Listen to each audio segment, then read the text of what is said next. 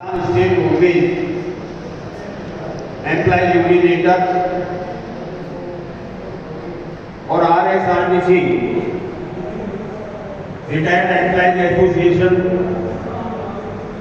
के सरदार शहर आगार की दोनों इकाइयों के हो रहे संयुक्त शाखा सम्मेलन की अध्यक्षता कर रहे साथी रामेश्वर भास्कर जी और रामचंद्र जी, हमारी यूनियन के प्रदेश मुख्य संगठन सचिव, हमारे युवा और बहुत प्रभावी नेता राकेश पूनिया जी, आपके ही आगार में पदस्थापित और वो भी युवा साथी हैं, उनसे भी कम से कम प्रदेश कार्यालय को बहुत उम्मीदें हैं। साथी हरिराम पांड्या जी और बहादुर साथी, ये आवाज गूंज तो नहीं रही है, साफ आ रही है? जब थोड़ी धीरे करवाए, सुनाई तो साफ आ रहा है ना, थोड़ा धीरे करो।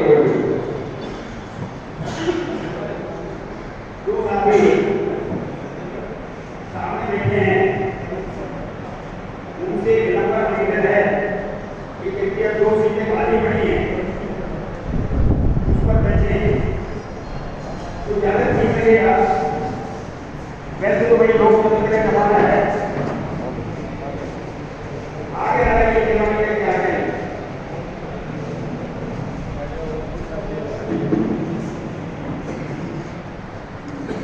दोस्तों,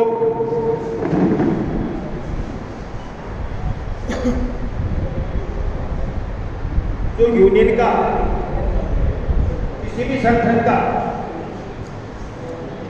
सम्मेलन होता है, तो सम्मेलन में केवल चुनाव कराने का ही महत्वपूर्ण कार्य नहीं होता, दूसरे कार्यों के साथ में ये एक कार्य होता है जो अपने को करना होता है आगे हमारे सत्र की जिम्मेदारी संभालने की।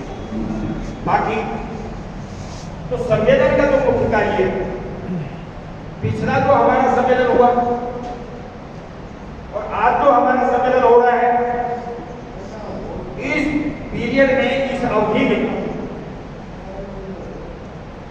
हमारे क्रियाकलाप क्या रहे स्थानीय लेवल पर, यहाँ की आम समस्याओं के लिए, उद्योग की समस्याओं के लिए, या जो हमारा मुख्यालय है यूनियन का और रोडवेज का भी जो मुख्यालय है, यूनियन के मुख्यालय से जो संघर्ष के आपके प्रोग्राम आए, उनमें आपकी क्या स्थिति रही, तो इन सारी स्थितियों पर आंकलन मूल्यांकन करने का एक हमारा ये महत्वपूर्ण कार्य है। दूसरा, आज की स्थितियों में मैं कम से कम 5-10 लोगों को व्यक्तिगत रूप से यहाँ जानता हूँ, पुराने लोगों को, जिनमें जानकर रहना लोग। आज हमारी वर्तमान स्थिति क्या है रोडवेज की? 22,000 पोस्ट हैं रोडवेज में स्पीकर, लेकिन हमारे यहाँ काम कर रहे हैं केवल 12,000। 10,000 पोस्टें खाली पड़ी हैं। जो 12,000 हैं, सम्मेलन में ये विचारणीय प्रश्न होना चाहिए कि जो रोडवेज में 12,000 हैं, उनमें से लगभग 8-8,500 नई भर्ती के हैं।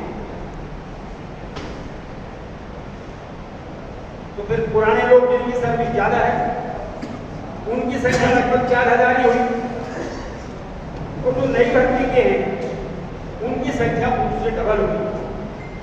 अगर इसको परसेंटेज के रूप में आके, तो मेरे ख्याल से 33-63 का फासला हो गया। 33% पुराने लोग हैं, 67% नए लोग। अब जो नए लोग हैं, वो पुराने लोगों की बजाय बहुत ज्यादा पढ़े लिखे, हाई क्वालिफाइड है, लेकिन आमतौर पर जो सुनने में आता है ब्रांचों से और हमारे नेताओं से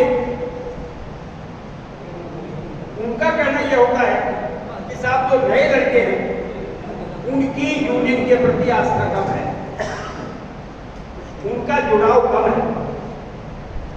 तो आज जो हमारा सम्मेलन हो रहा है उसमें इस यह विषय विचार लिए नहीं है क्या?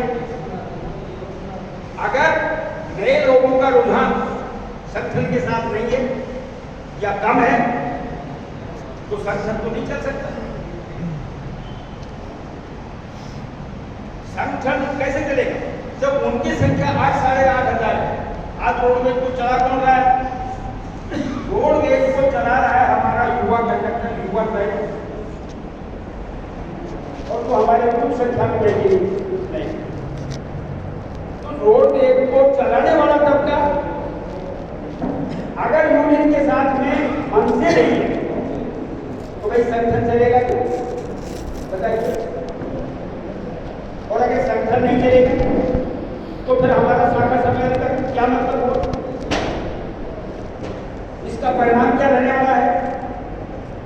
तो हमको हमारे लिए गहरी चिंता का विषय यह होना चाहिए कि नए लोगों में हम यूनियन के प्रति आस्था कैसे बनाते, उनमें समझदारी कैसे करते। ये सामने पोस्टर लगा हुआ है, इसमें पहली लाइन क्या लिखी हुई है? ये बड़ा पोस्टर है, इसमें भी लिखा हुआ है मजदूरों की समस्याओं का समाधान उसके वर्गीय चेतना युक्त एकताबद्ध संगठनों में ही नहीं होगा।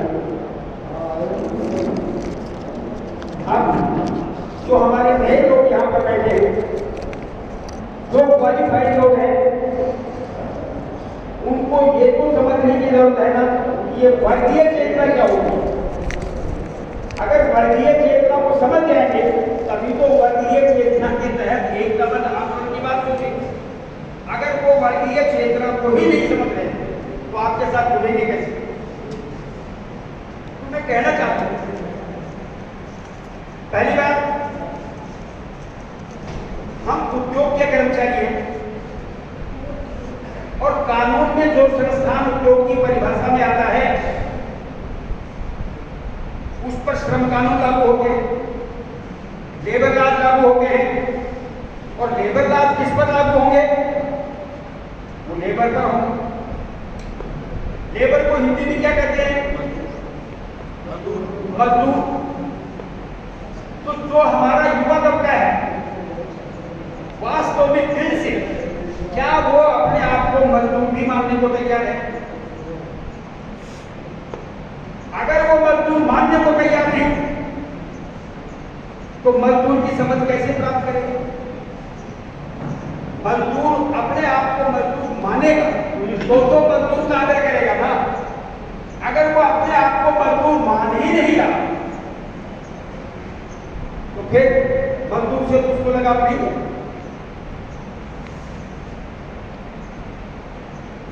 तो इस पर आपको सोचने की जरूरत है, इस पर थोड़ा आप आगे बढ़ें। मैं एक आपको धार्मिक उदाहरण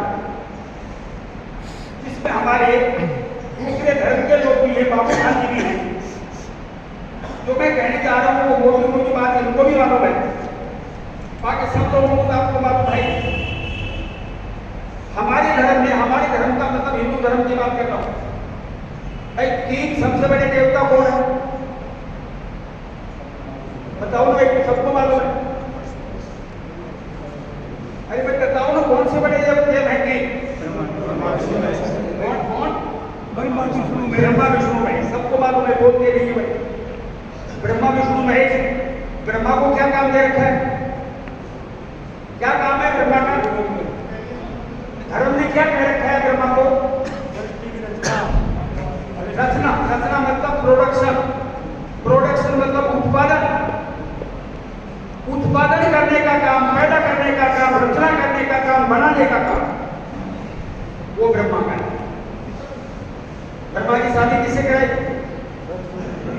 रचना करने वाले को सबसे ज्यादा जरूरत किस बात की होती है? वरना तो वो रचना नहीं कर सकता। बुद्धि। तो बुद्धि की देवी कौन है? सरस्वती। तो सरस्वती का ब्याह किससे कराया? ब्रह्मा का। इसलिए कराया कि ब्रह्मा को ही सबसे ज्यादा सरस्वती की जरूरत थी। सरस्वती की बात बिना ब्रह्मा का प्रोडक्शन नहीं हो सकता था। आप लोग क्या करते हैं? आप प्रोडक्शन करते हैं कि नहीं करते हैं? आप उत्पादन करते हैं कि नहीं करते हैं? तो इस सिद्धांत के आधार पर आप किसके प्रतीक हुए? आपका देवता कौन हुआ? धर्म के आधार पर ब्रह्मा हुआ। और ब्रह्मा की विशेष है सरस्वती यानी बुद्धि। तो मजदूर के पास में बुद्धि भी सबसे ज्यादा होती है। लेकिन आप सोचिए, मेरा मतलब किसी धर्म की हत्या पर थोड़ा सा विदेश लगाने के लिए, हम अंदर झांके अपने आप को। मैं ब्रह्मा की औलाद हूं, मेरा काम रचना करना है, रचना करना ब्रह्मा का काम है। फिर भी क्या मैं ब्रह्मा को अपना देवता मानूं?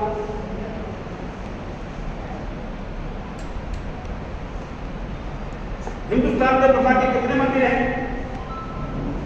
केवल एक। मंदिरों पर मस्जिदों पर लड़ाई होती है ना वो कर। लेकिन ब्रह्मा का मंदिर केवल एक। चलो मैं अपनी गलती सुधारूं तो दो मानो। जो विख्यात है वो कुछ करने हैं। कितने मजदूर हैं? अभी 10 दिन पहले की खबर थी, अखबार में पढ़ा होगा, टीवी में देखा होगा, 47 करोड़ युवा लोग ऐसे हैं जो रोजगार मांगते मांगते थक गए हैं। उन्होंने रोजगार मांगना बंद कर दिया। और 11 करोड़ लोग ऐसे हैं जो कि आज भी रोजगार मांग रहे हैं। दोनों की संख्या में लोग कितनी होगी? 58 करोड़। 58 करोड़। तो सवाल यह है, फिर इसके साथ में आपका किसान, रिक्शा चलाने वाला, ठेली चलाने वाला, छोटा मजदूर, ये तो बहुत बड़ी संख्या है, लगभग 100 करोड़ के आसपास। ये सारे के सारे प्रोडक्शन में लोग लगे हुए हैं ना, कुछ ना कुछ प्रोडक्शन करते हैं, पैदा करते हैं।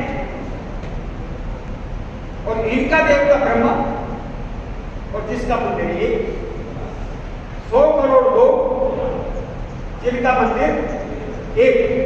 तो भाई आप कैसे सारे अजमेर जाते हैं क्या? उसका जाते हैं, उसकी पूजा करते हैं या किसी दूसरे देवता को मानते हैं? मैं कहना चाहता हूं, तो मैंने पहले सवाल किया, आप अपने आप को पहचानिए, आप क्या हैं? आपको फक्र होना चाहिए मजदूर होने के ऊपर। तो मजदूर ही सारे देश का निर्माण करता है, हर चीज को बनाने वाला मजदूर ही है। और आपको मजदूर अपने आप को स्वीकार करना ही चाहिए। अगर मजदूर आप स्वीकार नहीं करेंगे तो मजदूर की शिक्षा को भी आप ग्रहण नहीं करेंगे। मजदूर की राजनीति क्या है? बहुत से लोग कहते हैं मजदूर को राजनीति नहीं करनी चाहिए।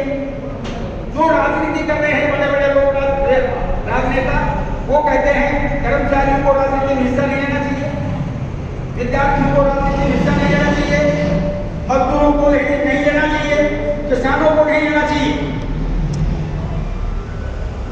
हमारे में से भी बहुत से लोग कहते हैं ये बात सही है। जरा सोचिए, हिंदुस्तान में एक भी चीज का राजनीति के प्रभाव से बाहर है। जब हर चीज के ऊपर राजनीति का प्रभाव है तो आप राजनीति से अलग कैसे रह सकते हैं?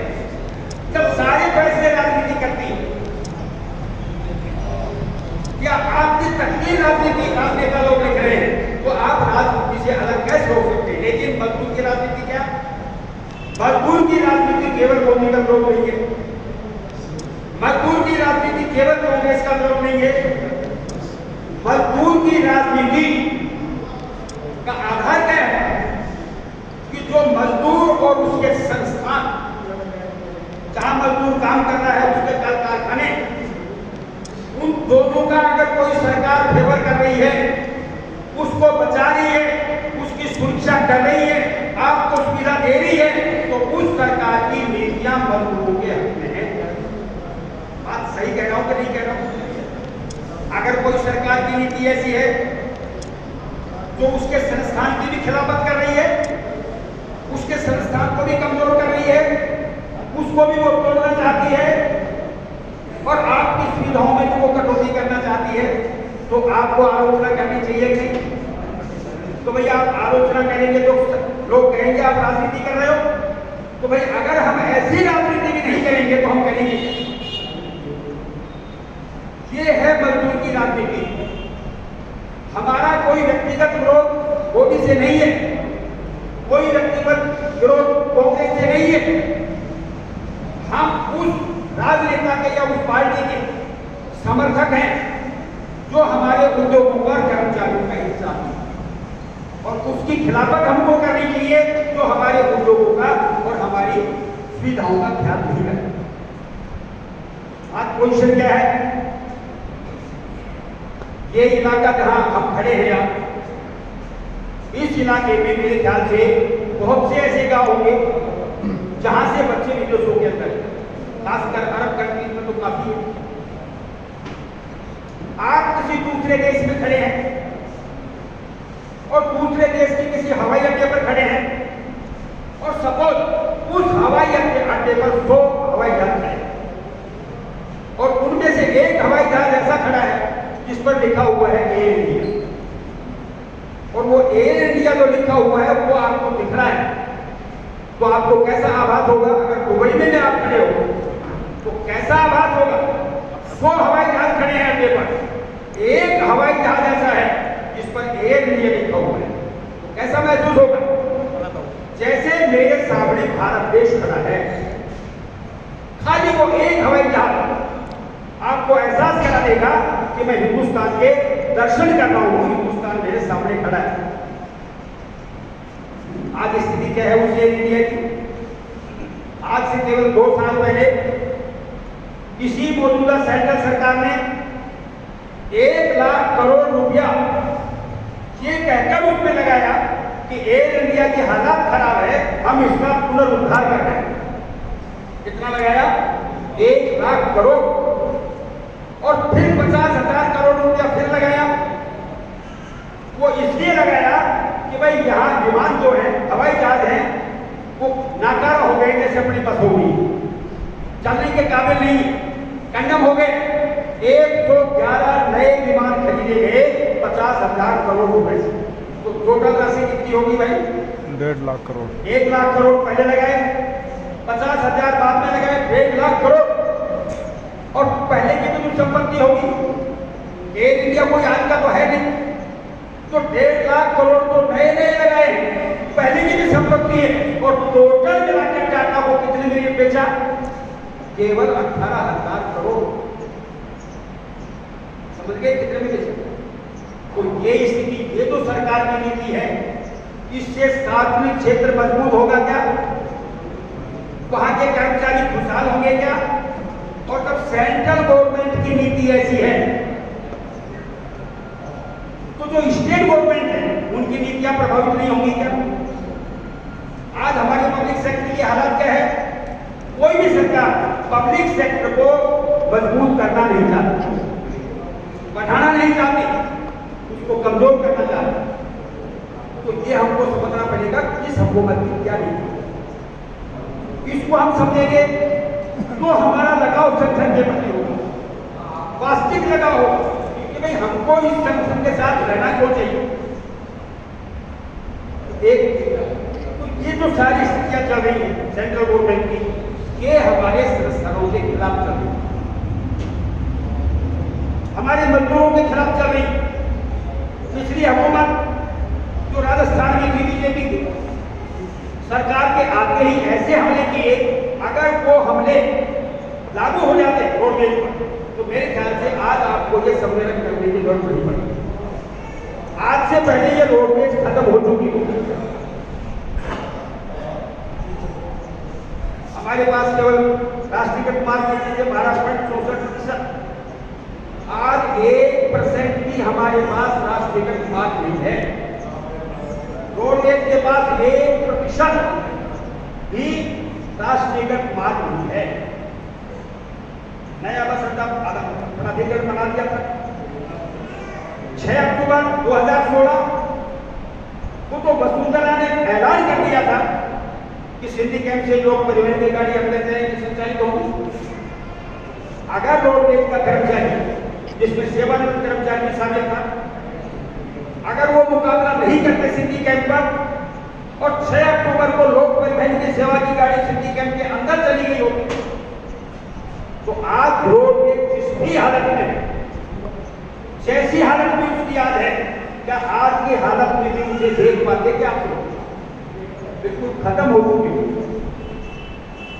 तो उस सरकार ने हमले किए, ये तो सरकार है, ये बात तो सही है, इसने कोई नया हमला तो नहीं किया, नया हमला तो इस सरकार ने नहीं किया, लेकिन तो हमारी समस्याएं पुराने समय से चल रही थी, जिसके लिए संयुक्त मोर्चा बनाकर 6 संगठनों का हम लड़ रहे थे बीजेपी सरकार से भी, और लड़ते लड़ते हमारी लड़ाई के दौरान, हमारे आंदोलन के दौरान, हमारी हड़ताल के दौरान उस वक्त के सचिन पायलट साहब जो अध्यक्ष थे कांग्रेस के, उस वक्त के परिवहन मंत्री हमारे जो खाद्य मंत्री हो गए हैं प्रताप सिंह खाचरियावास जी, शहर के अध्यक्ष थे, दोनों ने आगे वायदा किया था भाई हमारी सरकार आ जाएगी, आपकी सारी बातें मांगी हम लागू करेंगे। तो हमारी मांगों के प्रति इस सरकार का भी कोई संवेदनशील रवैया नहीं रहा। लगभग 3 साल हो गए और पिछली जुलाई 2021 की जुलाई में संयुक्त मोर्चे ने फिर 3 महीने का कार्यक्रम बनाया और एक के बाद आंदोलन शुरू हुए। उसके बारे में मुझे ज्यादा तफसील से कहने की जरूरत नहीं है, आप लोग सारे उसमें भागीदार रहे, आपने देखा है सरकार और मैनेजमेंट पर कितना दबाव बढ़ गया उस आंदोलन से। उस वक्त कितना पेमेंट हुआ आपको, ये जितने नए लोग हैं शायद इन्होंने तो कभी देखा भी नहीं होगा, इनकी नौकरी के बारे में पहली बार देखा होगा कि एक साथ 32% डीए बढ़ा हो रोडवेज में, वरना तो हर डीए में ऑर्डर में लिखा होगा है फैसला बाद में किया जाएगा, और वो फैसला आज तक तो हुआ नहीं है। 25% ऑर्डर, 25% डीए के ऑर्डर जिस दिन सरकार ने साइन किए उसी दिन रोडवेज के सीएम जी ने रोडवेज में लागू कर दिया। 7% डीए जिस दिन सरकार में घोषित हुआ उस दिन ही रोडवेज में घोषित हुआ। पिछले 4 साल से एक्स ग्रेशिया नहीं मिल रहा। ये बात नए लोगों को समझ में आनी चाहिए। ये एक्स ग्रेशिया क्या है, बोनस क्या है? बोनस किसको मिलता है? बोनस मिलता है जिसका पे और डीए 21,000 रुपए तक है, उसको बोनस मिलता है। अब यहां पर कोई ऐसा बैठा है क्या जो 21,000 से कम जिसको मिल रहा हो? है कोई एक भी बंदा? तो फिर आपको बोनस मिलेगा क्या? तो बोलचाल की भाषा में कहते हैं बोनस दो, बोनस दो। अरे भाई बोनस तो आप पर लागू ही नहीं है। बोनस उस पर लागू होता है जिसकी तनख्वाह और डीए महंगाई भत्ता 21,000 से कम हो। तो हमारी डिमांड क्या थी? हमको एक्स ग्रेशिया दो, जैसे राज्य कर्मचारियों को मिलता है। वो एक्स ग्रेशिया पिछले 4 साल से नहीं मिल रहा था। इस साल वो पूरी एक तनख्वाह के बराबर मिला, 8.33। 8.33 के हिसाब से जितना होता था, शायद 7,000 कुछ होता है, उतना आपको मिला, जिसकी उम्मीद नहीं थी। तो मैं तो कहना चाहता हूं ये जो संघर्ष किया इसमें लगातार पैसा लोगों को मिलता था। 18 तारीख महीना अक्टूबर हमारी मीटिंग चल रही थी जयपुर में लेबर डिपार्टमेंट में, जो हमारी हड़ताल का कोड हमने दे रखा था 27 अक्टूबर का, ध्यान है 27 अक्टूबर को हड़ताल होने वाली थी। उसकी समझौता वार्ता चल रही थी 18 अक्टूबर को। प्रताप सिंह खाचरियावास जी जो हमारे परिवहन मंत्री हो गए थे उस वक्त, उनका वो जो मीटिंग चल रही थी उसी वक्त यादव साहब के फोन पर फोन आया और कहा यादव साहब आपको मैं बधाई देता हूं, आप चीफ मिनिस्टर के साथ मीटिंग की, मुख्यमंत्री के साथ और जो आपके सेवानिवृत्त कर्मचारी थे जिनका लगभग 500 करोड़ रुपया बकाया था, रोडवेज ने 476 करोड़ की मांग कर रखी थी, वो पैसा देने के लिए मुख्यमंत्री ने यस कर लिया है। एक नंबर को खुशखबरी ये। दूसरी खुशखबरी ये है कि जो लोग आपके कार्यरत हैं 7 माह वेतनमान भी मिलेगा उनको।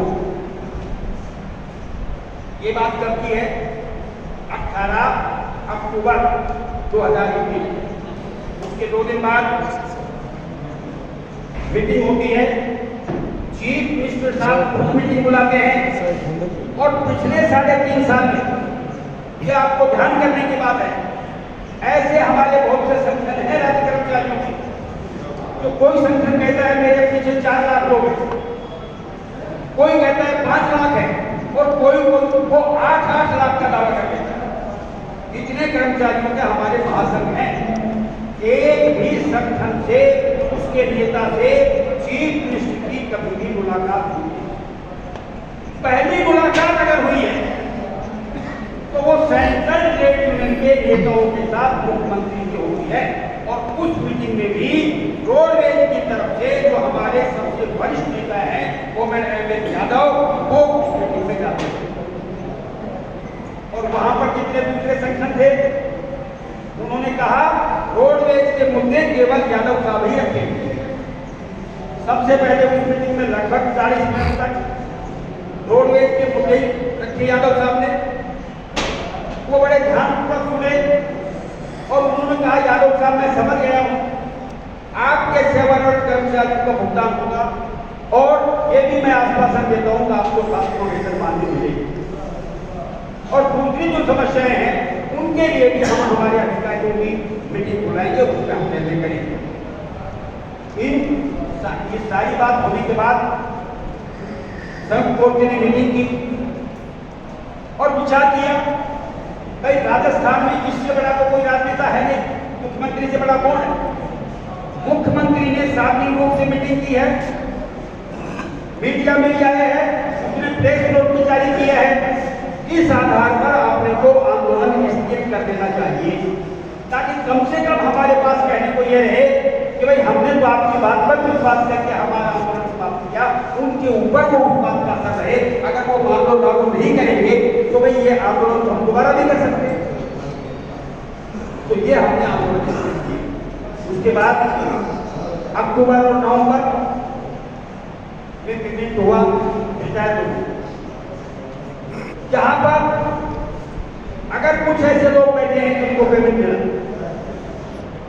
जो वो पेमेंट मिला है अक्टूबर 2016 से जुलाई 2021, लगभग 5 साल में जो रिटायर हुए, जो लोग रिटायर हुए जिनको पेमेंट मिला, उनको भी इतनी उम्मीद नहीं थी हमको पैसा इतनी जल्दी एक मुश्त मिल जाएगा। आज भले लोग ये कहें कि ये तो होना ही था, कई जगह बात करते हैं ये तो होना ही था, अरे भाई होना ही था तो फिर ये 2021 में क्यों हुआ और 3 महीने का लगातार आंदोलन करने के बाद ही क्यों हुआ। अगर होना था तो पहले 1 साल पहले हो जाता। तो ये आंदोलन की ताकत थी, उसका दबाव था कि एक इतना बड़ा पेमेंट आपका आंदोलन सरकार के जेब से निकाल पाने में समर्थ हुआ, कामयाब। बाकी रहा आपका 7वां वेतनमान। 7वां वेतनमान लागू हो गए 1 जनवरी 2022। जो हमारे युवा साथी हैं मेहरबानी करके ध्यान दीजिए कि ये बात से बहुत ज्यादा चलाते हैं, रोजाना सैकड़ों ऐसे सवाल करते हैं जिनका एक्चुअली हम चाहें तो भी जवाब दे नहीं सकते, इतना हमारे पास समय नहीं होता। इनकी तरफ से कई लोगों की आवाज उठाई, हेड ऑफिस के बाबू ने आवाज उठाई, साहब ये 1/4/22 से जो आपको वेतनमान सरकार ने देने का ऐलान किया है इसका तुम विरोध मत करना, वरना तो आपको ये मिलेगा ही नहीं। इसको एक बार जैसे तैसे लागू हो जाने दो, क्यों लोगों को विश्वास ही नहीं था कि ये लागू नहीं हो गया। बात सही है। अब इसका हिस्ट्री समझनी पड़ेगी। अभी हमारे जो व्यक्तिगत रूप से मैंने उनको एक तरीके से महसूस तो किया है, चरण सिंह जी वो तो आपके डिवीजन में ही वही नेता गंगानगर के थे, इंस्पेक्टर से वो रिटायर हुए, बिल्कुल निस्वार्थ भाव के नेता थे। यादव साहब ने लिखा उनकी डेथ के ऊपर कि 30 अप्रैल 1968 को उनका अपॉइंटमेंट हुआ था। पता है ना आपने, व्हाट्सएप पे लिखा था यादव साहब ने, ये पोस्ट ध्यान है आप, उसका अपॉइंटमेंट हुआ था 30 अप्रैल 1968। वो जिक्र क्यों किया था यादव साहब ने, ये नए लोगों को समझने की जरूरत है। 1/4/1968 में सेंट्रल गवर्नमेंट ने राणावत पे कमीशन लागू हुआ था। अभी सेंट्रल गवर्नमेंट का है ना 7वां वेतनमान, उसी तरीके से 1/4/68 को ये राणावत पे कमीशन सेंट्रल गवर्नमेंट ने लागू किया और 1/9/1968 1 सितंबर ये राजस्थान सरकार ने राजस्थान कर्मचारियों के लिए लागू किया। और हमारे रोडवेज, भैया आपस में बात मत कीजिए मेहरबानी, हमारी रोडवेज के जो अध्यक्ष थे उस पर, अरे भैया प्लीज, जो अध्यक्ष थे उनका नाम था ज्वाला प्रसाद, वो कांग्रेस के लीडर थे, स्वतंत्रता सेनानी थे और अजमेर से उन्होंने चुनाव लड़ा था एमएलए का, उसमें वो हारे हुए प्रत्याशी थे और स्वतंत्रता सेनानी थे। उसको खुश करने के लिए रोडवेज का चेयरमैन बना था और जब ये राणावत पे कमीशन लागू करने की बात हुई थी तो उसने क्या कहा कि रोडवेज मेरी फैक्ट्री है। उसका डायलॉग था ये, रोडवेज सरकार की नहीं है, ये कंपनी ज्वाला प्रसाद की है और राणावत पे कमीशन ज्वाला प्रसाद की जेब में है। ये ज्वाला प्रसाद रोडवेज के किसी कर्मचारी को राणावत पे कमीशन देगा नहीं। एक काम मैं कर सकता हूं, हमारे ड्राइवर को जितनी तनख्वाह रोडवेज में मिलती है और सरकार के ड्राइवर को जितनी तनख्वाह सरकार में मिलती है, उससे 1 रुपया रोडवेज के ड्राइवर को ज्यादा दे दूंगा। कंडक्टर को जितनी वहां तनख्वाह मिलती है उससे 1 रुपया ज्यादा यहां दे दूंगा। इसी तरीके से मैकेनिक को भी दे दूंगा, लेकिन राणावत पे कमीशन रोडवेज में लागू नहीं होगा। केवल इसी एक बात को लेकर हड़ताल हुई और वो हड़ताल हुई 23 मई 1969 को, पहली हड़ताल राजस्थान रोडवेज के इतिहास में आपके तक के ही आह्वान हुई। उस वक्त पीएमएस का रुझान नहीं हुआ।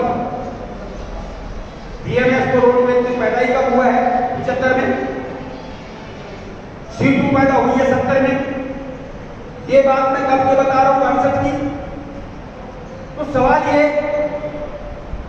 वो 23 मई की हड़ताल हुई, वो हड़ताल हमारी फेल हुई, केवल 7 दिन होते थे। उसके बाद में फिर हड़ताल हुई 72 में, वो हुई 22 फरवरी से 22 मार्च, कितने दिन हो गए, 30 दिन। 2500 आदमी केवल रोडवेज में उस वक्त था, 7 दिन को होते थे। लेकिन रिपोर्ट ये था कि हेड ऑफिस का एक बच्चा उस हड़ताल में शामिल था, एक बच्चा। पीएबी जो होता था एमडी का, वो भी हड़ताल के अंदर शामिल था। रिजल्ट क्या रहा, रोडवेज में वो राणावत पे कमीशन लगा और ये भी समझौता हुआ आगे जब भी सेंट्रल गवर्नमेंट में पे कमीशन आएंगे, राजस्थान सरकार अपने कर्मचारियों पर लागू करेगी, ऑटोमेटिक ये रोडवेज के कर्मचारियों पर लागू हो जाएगी। ये कोई ऐसा नहीं है कि अपने आप लागू हो जाते हैं, इसके पीछे हिस्ट्री है, लेकिन ये हिस्ट्री अब के रिपीट नहीं हुई, ये छूट गई। पहली बार 6वां वेतनमान कब लगा आपको, उस तारीख से लगा जिस तारीख से सरकार के कर्मचारियों को लगा था। केवल 7वां वेतनमान ऐसा लगा ये राज्य कर्मचारियों को लगा 1 अक्टूबर 2017 से और रोडवेज के कर्मचारियों को लगा 1/4/2022। इससे कौन सा सिद्धांत बन गया? आगे आपको कहने का अधिकार होगा क्या? 8वां वेतनमान अगर आया तो रोडवेज के कर्मचारियों को या यूनियनों को यह कहने का अधिकार होगा क्या कि राज्य कर्मचारियों को जिस दिन से दिया है उसी दिन से हमको तो अधिकार रहेगा क्या? सरकार कहेगी भाई तुम्हारा ये सिद्धांत तो पिछली बार में गया था। इसलिए मैं कहना ये चाहता हूं दोस्तों, ये हमारी डिमांड पहले थी कि 1/1/2000 थोड़ा सा लागू कीजिए। आज भी हमारी ये डिमांड है, कल भी संयुक्त मोर्चे की ये डिमांड रहेगी और ये रहनी चाहिए ताकि ये सिद्धांत जिंदा रहे, आपका हक जिंदा रहे। अगर आपने ये सिद्धांत छोड़ दिया तो आगे आपका वेतनमान बढ़ोतरी का रास्ता अपने आप ही बंद हो जाए। ये समझने की बात। कल को इस बात को लेकर फिर आंदोलन होगा, फिर हमारे लोग कहेंगे अगर इस बात को आप समझ जाओ तो आंदोलन से गहराई से जुड़ जाओगे, अगर समझोगे नहीं तो भाई तनख्वाह तो काफी मिली रही है, 1/4/22 से हो ही है, अब अपने को करने की क्या जरूरत है, तो आप हमेशा नहीं कर जाओ। एक दूसरा सवाल जो मैं कहना चाहता हूं, हम रोडवेज में काम करते हैं, आज रोडवेज की हालत क्या है? बहुत सालों तक रोडवेज में लगभग 5000 गाड़ियों का ऑपरेशन रहा, 4000 से लेकर 4200 गाड़ी रोडवेज के और 800 से लेकर 1000 गाड़ी कॉमन, तो टोटल मिला के 5000 के आसपास हमारा ऑपरेशन रहा। 18 लाख किलोमीटर हमने रोजाना संचालित किए और 10 लाख पैसेंजरों को रोजाना हमने यात्रा कराई और एक दिन नहीं कराई, सालों तक कराई। आज हमारी स्थिति क्या है? आज हमारी स्थिति है, आपके डिपो की आप स्थिति देख रहे होंगे, केवल 1500 गाड़ी हमारी रोड पर चलने के लायक नहीं है। कितनी? 1500 और 800 गाड़ी संबंधित हैं, तो टोटल मिला के कितनी हुई भाई? 2300 गाड़ी का ऑपरेशन कितना चलना चाहिए? 5000, तो कितनी कम है? 2700। कर्मचारी 22000 होना चाहिए, कितना है? 12000। तो ये रोडवेज बचेगी क्या? ये रोडवेज इस हालात में चल सकती है क्या? और जब रोडवेज की ये हालात रही, अगर इसमें इस हालात में सुधार नहीं हुआ तो हमारी जो समस्याएं, वो जो सेवानिवृत्त कर्मचारियों की हो या सेवारत कर्मचारियों की, वो समस्याएं पूरी होंगी क्या? जब घर ही नहीं बचेगा तो आपके मुद्दे बचेंगे क्या? तो आज हमारा सबसे बड़ा मुद्दा क्या है?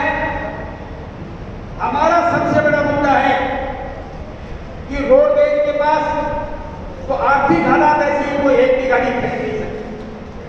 वो प्लान बना के भेजे गवर्नमेंट को कि तुरंत बिना देर लगाए कम से कम 2000 गाड़ी हमको खरीद के दीजिए। और हमारे को 10,000 स्टाफ कम है, हम ये नहीं कहते एक साथ 10,000 की भर्ती कर लो। अरे भाई कम से कम ड्राइवर, कंडक्टर और मैकेनिक की जितनी पोस्ट है उसमें से कम 50% तो तुरंत कर लो। मान लीजिए 10,000 में 8,000 है ड्राइवर, कंडक्टर, मैकेनिक, तो 8,000 का भी 50% कितना हो? अरे भाई 4,000 तो करो, 2,000 गाड़ी खरीदो तो ये रोडवेज चलेगी, वरना रोडवेज नहीं चलेगी तो हमारे मुद्दों का क्या होगा? तो ये हमारे सामने आगे की चुनौती है। 7वां वेतनमान 1/4/2022 से नहीं, 1/1/2000 थोड़ा से लागू कीजिए। हमने संकेत भी दिया है, आपके सामने अगर कोई आर्थिक दिक्कत आती है तो बैठ के हम बात कर सकते हैं। हम लिख के तो नहीं दे सकते, बैठ के बात कर सकते हैं। अरे भाई इसका नोशनल फिक्सेशन कर दो कागज में, हमको कैश मत दो, और लेकिन कागज में इंक्रीमेंट लगाते हुए जो हमारी स्टेज आती है वहां फिक्स हमको कीजिए, ये तरीका हो सकता है। तो एक हमारी डिमांड क्या हुई, 7वां वेतनमान 1/1/2000 थोड़ा सा लागू कीजिए जैसे राज्य कर्मचारियों को ऊपर किया। कम से कम 2000 नई गाड़ी रोडवेज को दीजिए, 4000 कम से कम हमारा स्टाफ भर्ती कीजिए। ये हमारी डिमांड हुई कार्यरत कर्मचारियों की, तो मोटी डिमांड। इसके बिना हमारा ये उद्योग चल नहीं सकता। अब सेवानिवृत्त कर्मचारी की डिमांड 500 करोड़ मिल गया, उसके लिए आप बात करो तो वो कहते हैं ये तो होना ही था, वो तो भूल गए, चलो भाई भूल जाओ। अब क्या डिमांड है, हमको ओवरटाइम दो, लेट पैसा मिला है इसका ब्याज दो, जीएस का पैसा दो, रेस्ट का पैसा दो, ये डिमांड है।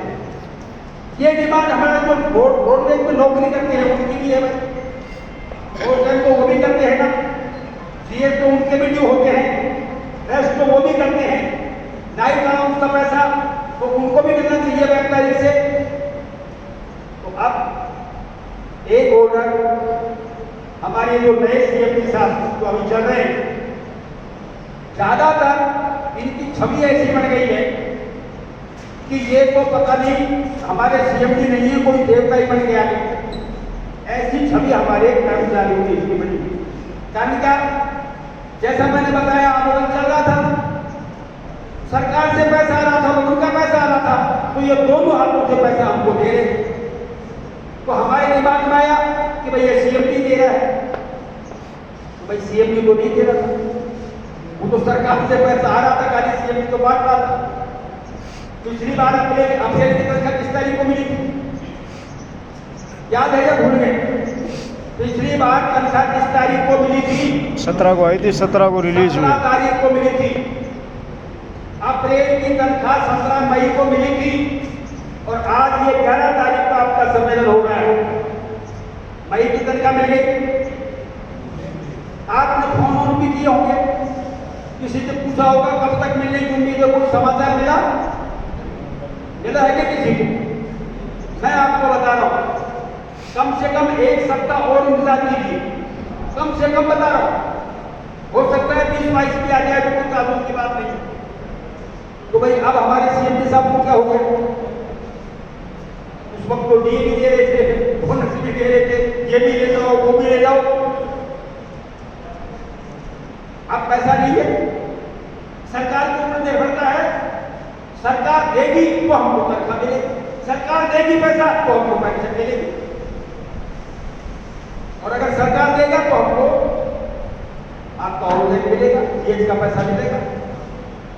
लेकिन इसके साथ साथ एक बात क्या होगी है, 17/5/2022 को यही सीएम के साथ जिसको कुछ लोग देवता मान रहे हैं, इस देवता सीएम के साहब ने एक ऑर्डर निकाला है, आपके नोटिस में आया होगा, नहीं आया होगा तो मेरी बात को भी होगी। उसमें लिखा है कि भले ही रिटायर आदमी हो या सेवा में हो, उसको ओवर टाइम मत दो, उसको जीएस का पैसा भी देने की जरूरत नहीं है, लाइट का पैसा भी देने की जरूरत नहीं है, ओवर टाइम का पैसा भी देने की जरूरत नहीं है। तो भाई क्या होगा, खुद वो क्लेम देगा। मतलब एक ड्राइवर बताएगा महीनेवार कि भाई मेरा इतना इतना ओवरटाइम है, एक कंडक्टर बताएगा मेरा ये ओवरटाइम है, इतनी नाइट है, इतने जीएस है, इतने रेस्ट है, वो अपना क्लेम पेश करेगा और उस क्लेम की जांच होगी। फाइनेंस जो हमारा मैनेजर है, प्रबंधक दिन, वो उसकी जांच करेगा और जांच करने के बाद भी पैसा मिलेगा। अब मैं आपसे पूछ रहा हूं कि आपके लिए संभव है एक ड्राइवर पैसा नाइट का कब से मिलना है? वो मिलना है 2 अक्टूबर 1997 से, जिसमें हमारे तो युवा है उनके तो नौकरियां ही नहीं लगी, लेकिन आपकी भी 10-10, 15-15 साल की तो नौकरी होंगी ना, किसी की 8 की होगी, किसी की 10 की होगी, तो क्या आप लोगों के पास रिकॉर्ड है क्या कि आप भर के दे दोगे? नहीं, ये गैर कानूनी ऑर्डर निकाला है। सेवानिवृत्त कर्मचारी कह रहे हैं हमारा भुगतान करो, मैं आप लोगों आपसे कह रहा हूं भुगतान की बात तो बाद में आएगी, पहले हिसाब बनेगा तब भुगतान होगा ना। तो उसने तो हिसाब बनाने पर ही रोक लगा दी। वो तो ये कह रहा कि हिसाब ही ड्राइवर कंडक्टर दे मुझे कि कितना मांग रहा है वो, समझ रहे हो आप। हवाला क्या दिया है? जोधपुर हाई कोर्ट का हवाला दिया है। जोधपुर हाई कोर्ट के डिसीजन हुए हैं, उसमें ये लिखा हुआ है कोई भी आदमी, एक सिंगल आदमी चला गया, उसको कानून का नॉलेज नहीं है, वकील को कोई मतलब नहीं है, वकील को केवल फीस से मतलब है, उसने अच्छे से पहले भी नहीं की, कोर्ट ने लिख दिया क्लेम पेश करो, तो इन्होंने उस आधार पर ये दिया है। तो कहने के मायने ये सीएमडी हमारे लिए नई चुनौती बन गया है। एक तो उदाहरण मैं आपको देना चाहता हूं, खेतड़ी का चीफ मैनेजर वासुदेव शर्मा जो रिटायर हो गए शायद 30 अप्रैल को, उसका वीडियो वायरल हुआ, जो उसको बोलेरो अलॉट है, उसमें वो अपने घर का सामान ये टाइले भर के ले जा रहा है। देखा था कि नहीं देखा था?